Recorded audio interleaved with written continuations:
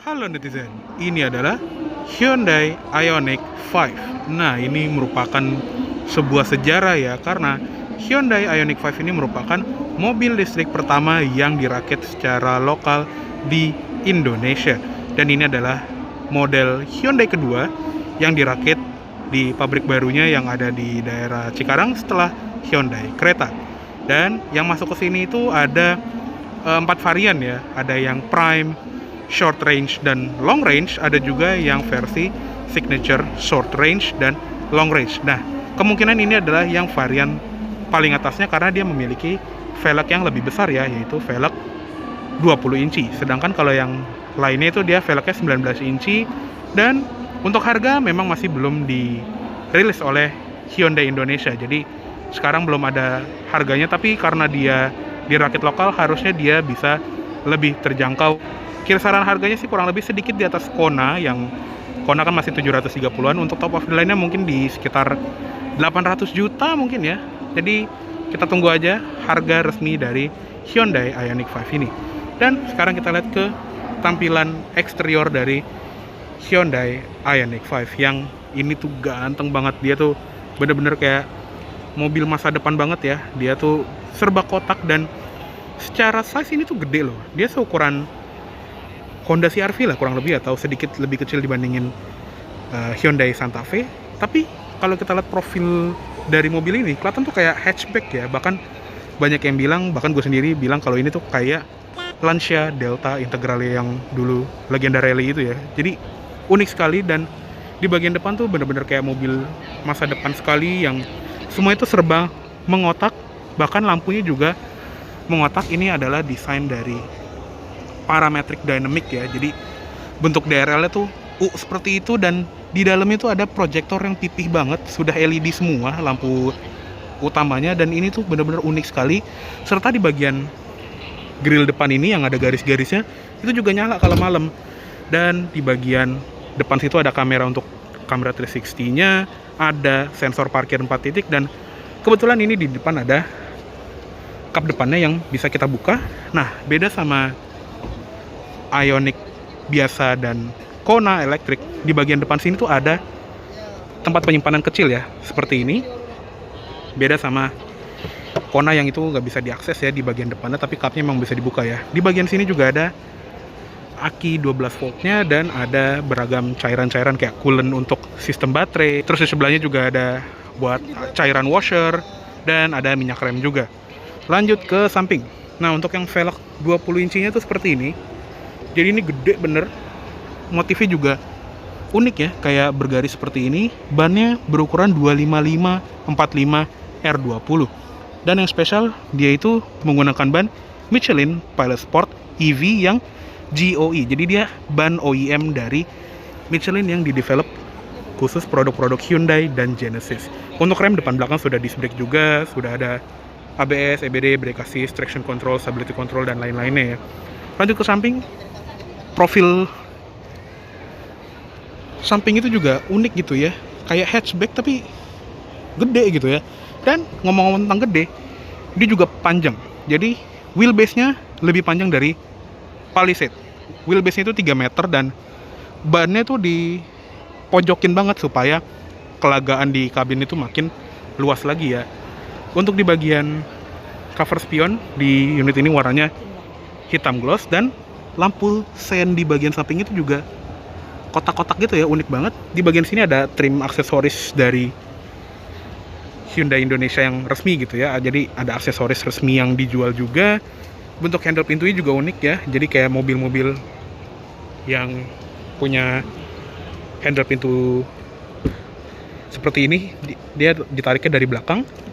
Dan di bagian sini tuh ada sensor untuk smart entry-nya ya. Unik banget. Dan nanti kalau kita kunci, dia tuh akan rata dengan body. Pilar B dia hitam gloss. Dan kalau kita lihat ke belakang, ini juga unik sekali ya. Dia bentuknya tuh kayak hatchback, bener-bener landai tapi jauh lebih besar ya. Di kaca belakang lengkap dengan defogger, dan dia nggak ada wiper belakangnya. Di bagian spoiler juga ada high mount stop lamp. Untuk bentuk lampunya juga ini unik sekali ya, sama seperti lampu depannya, dia tuh mengotak seperti ini dan ada emblem Ioniq 5 di tengahnya. Ada logo Hyundai juga di bagian atas dan reflektor itu juga unik gitu ya, bergaris seperti itu. Sensor parkir belakang 4 titik dan di unit ini tuh lagi ada bike rack ya, jadi kita nggak bisa akses di bagasinya. Kita lihat yang hitam ini aja, jadi ada warna lain juga. Untuk aksen apa namanya nih, claddingannya juga lucu ya, dia warnanya itu silver seperti ini. Dan untuk bagasinya dia ada tombolnya di bagian bawah, sudah elektrik. Nah untuk bagasi ini juga lega loh sebetulnya, jadi walaupun dia agak melandai di bagian belakangnya, tapi ini sangat-sangat lega. Untuk di bagian bawah lantai bagasinya ada tempat penyimpanan seperti ini di bagian kiri dan kanan, ada kabel chargernya juga. Terus di bagian sebelah kiri sini ada power outlet 12 volt, ada lampu bagasi yang ini kelihatannya masih bohlam. Di sebelah kanan nggak ada ya. Dan di bagian sini tuh ada kayak apa nih? Mungkin port charger darurat. Dan untuk jok belakang itu bisa dilipat 60-40. Oke, kita tutup aja. Lampu plat nomor sudah LED dan ada kamera mundurnya di bagian situ. Oke, sekarang kita lihat ke interiornya. Nah, sebelum kita bahas ke interior, gue akan bahas soal charging port dari Ioniq 5 ini ya. Jadi, di bagian sebelah kanan dari mobil ini tuh ada charging port kayak mobil elektrik pada umumnya ya. Cuma untuk Ioniq 5 ini dia unik sekali karena dia punya fitur Vehicle to Load atau V2L. Jadi, Hyundai memberi adaptor seperti ini yang bisa menggunakan baterai dari mobil ini untuk mentenagai komponen electrical hingga 3600 watt ya. Jadi kita colokin ke adaptor chargernya dan nanti kita tinggal colokin ke port rumahan aja. Bahkan di acara IMS 2022 ini ada mesin kopi yang ditenagai oleh mobil ini ya. Namanya tuh Carve Coffee Made Fresh Powered by Ioniq 5. Jadi yaudah kita tinggal bikin aja. Di sini gue milihnya single shot dan oke, kita tungguin aja, nanti dia akan keluar kopinya. 5 minutes later. Oke.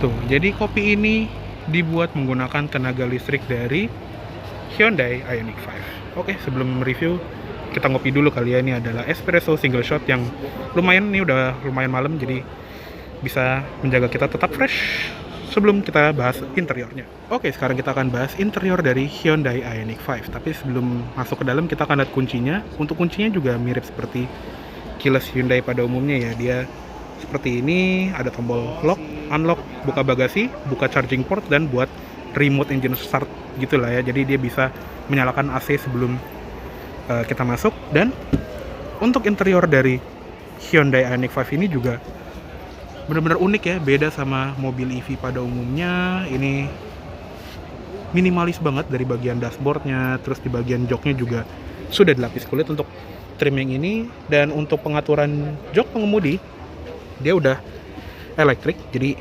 standar lah ya, bisa maju mundur, naik turun, recline, ada lumbar support juga. Tapi yang unik di bagian jok pengemudi ini adalah dia punya leg support atau ottoman ya.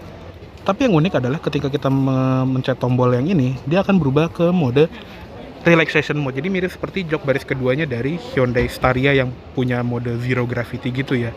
Jadi kita bisa rehat gitu ya, dalam kasar, dalam tanda kutip gitu ya. Jadi misalnya sambil ngecas kita di SPKLU gitu, kita mau agak selonjoran, itu bisa banget di mobil ini. Oke, sekarang kita lihat ke interiornya. Nah, untuk di bagian dashboard dari Ioniq 5 ini tuh bener-bener unik gitu ya. Apalagi dari setirnya, ini bentar kita tutup dulu. Setir tuh kayak simple dan nggak ada logonya ya. Uniknya dia cuma logo 4 kubus seperti ini aja. Dan pengaturannya sudah lengkap, bisa tilt dan teleskopik.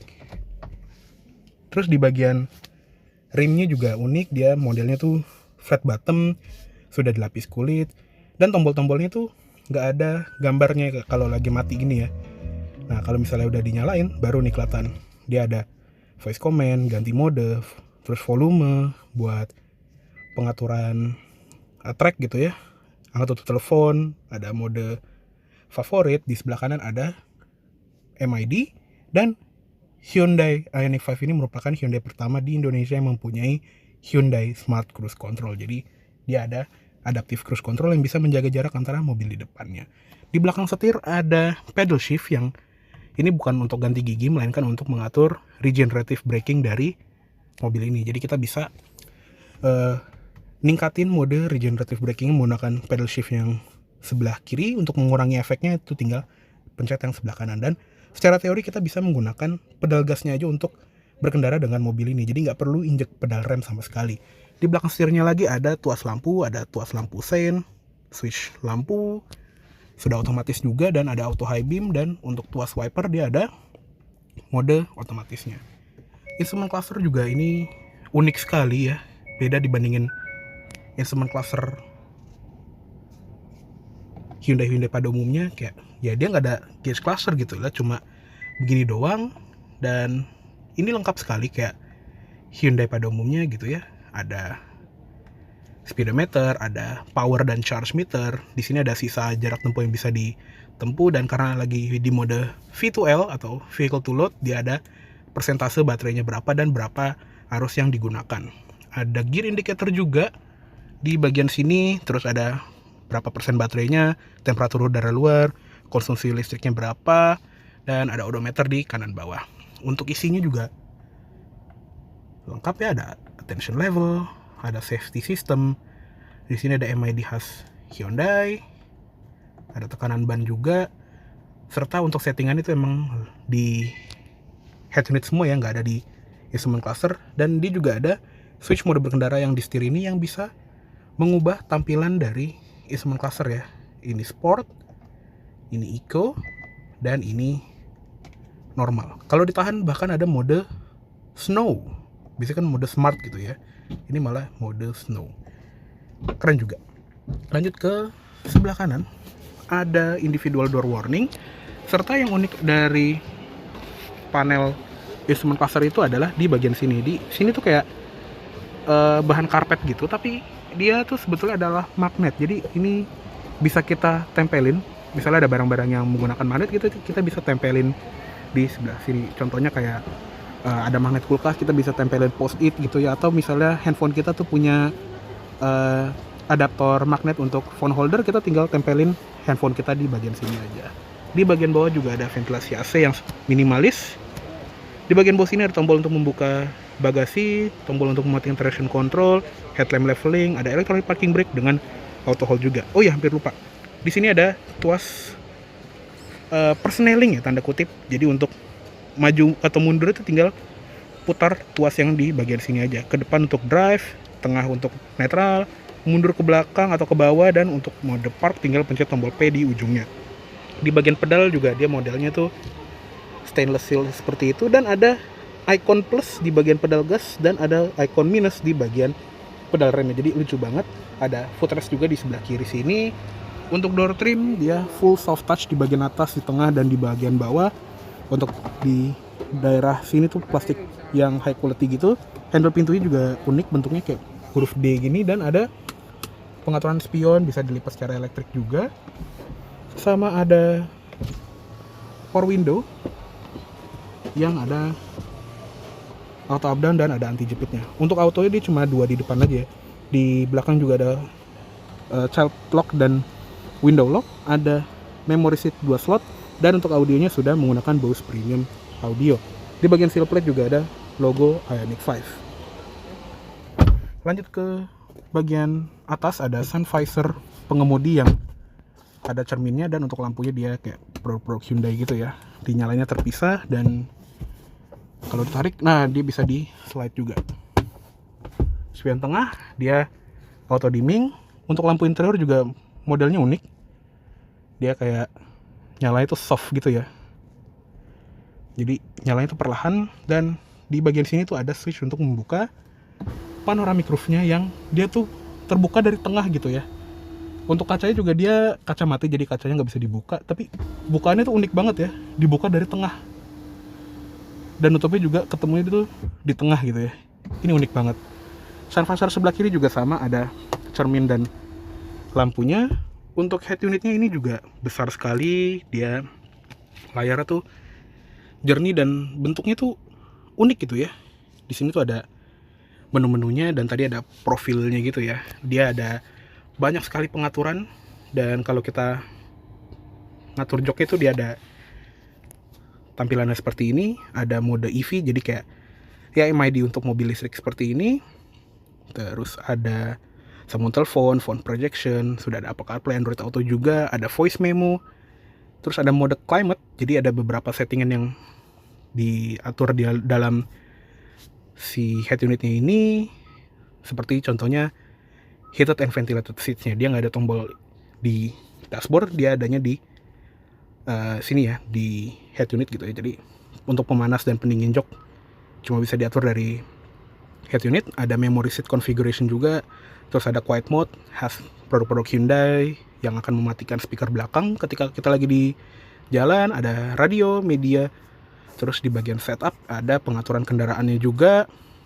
Ada banyak ya, ada driver assistance, ada forward safety juga, lane safety, ada blind spot assist yang sama seperti kebanyakan produk Hyundai. Kalau kita ngesen, dia akan nyalain kamera di bagian instrument clusternya. Terus di bagian mode berkendara ada brake mode, ada climate control eco, ada instrument cluster. Temanya tadi ada 3 ya, tergantung mode berkendara.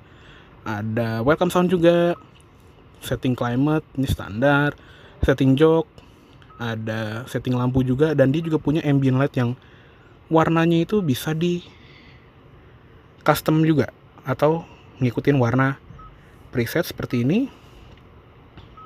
Ada link to drive mode juga, dan kalau custom color tuh bisa diatur seperti ini. Nah, tuh di ring speaker dia akan berubah. Dan selain ambient light, kita juga bisa atur headlamp delay, high beam assist, ada setting auto door lock, auto door unlock, smart port tailgate, convenience juga ada rear occupant alert, dan ada welcome mirror yang khas Hyundai ya. Dan ini juga punya kamera 360 yang ini bagus sekali. Dia bahkan ada mode 3D-nya juga seperti ini, bisa lihat dari atas, dari samping, dan untuk kamera top down-nya juga bisa di zoom in, zoom out. Jadi ini unik sekali untuk instrument cluster dan layar tengah dari Hyundai Ioniq 5 ini ya. Di bagian bawah juga ada ventilasi AC yang ini bentuknya minimalis banget, dan ada tombol hazard juga.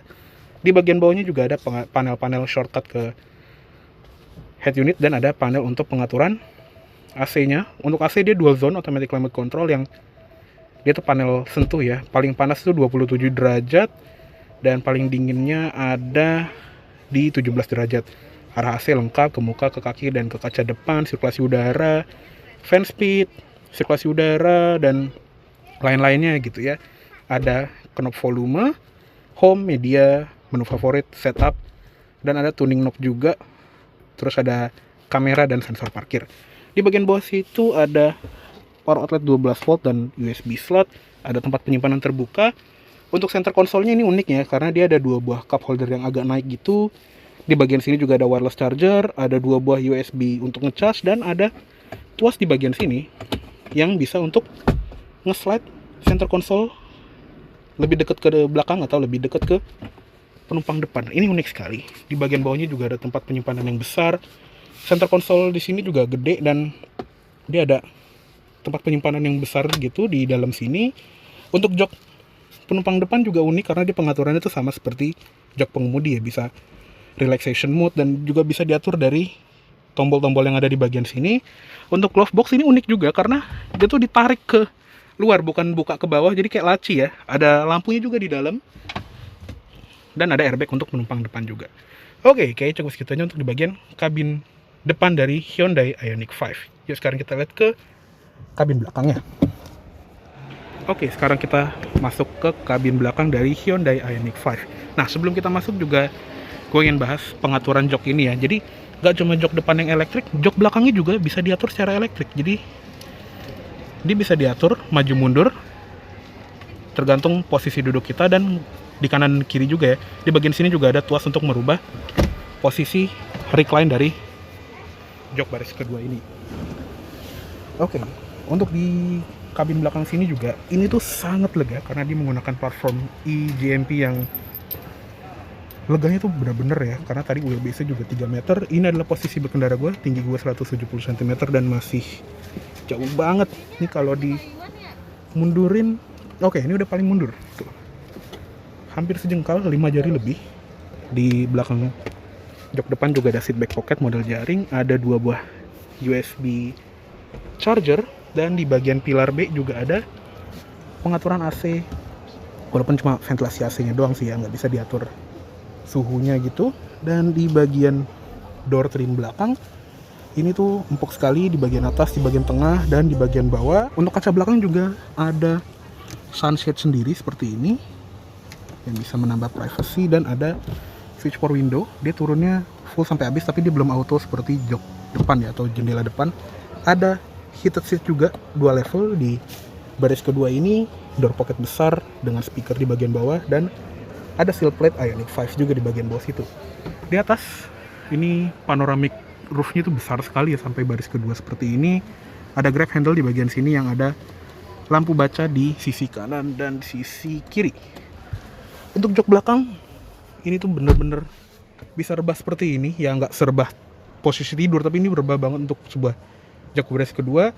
Ada head restraint yang bisa di adjust tiga-tiga seperti ini, dan di tengah ada armrest dengan 2 buah cup holder, sama ada input ISOFIX di kiri sama di kanan sini. Untuk seatbelt juga sudah 3 titik semua ya. Oh ya, hampir lupa, untuk pengaturan head restraint dari jok depan itu juga unik, karena nggak cuma bisa diatur naik turun, dia bisa dibikin maju atau mundur, jadi bisa lebih fleksibel dengan berbagai tinggi badan ya. Oke, cukup segitu aja untuk di bagian kabin dari Hyundai Ioniq 5 ini. Yuk sekarang kita keluar aja. Oke, kayaknya cukup segitu dulu untuk review dari Hyundai Ioniq 5 tahun 2022 ini. Mohon maaf apabila ada salah kata-kata atau dalam penyampaian review. Terima kasih banyak telah menonton. Sampai jumpa di video selanjutnya.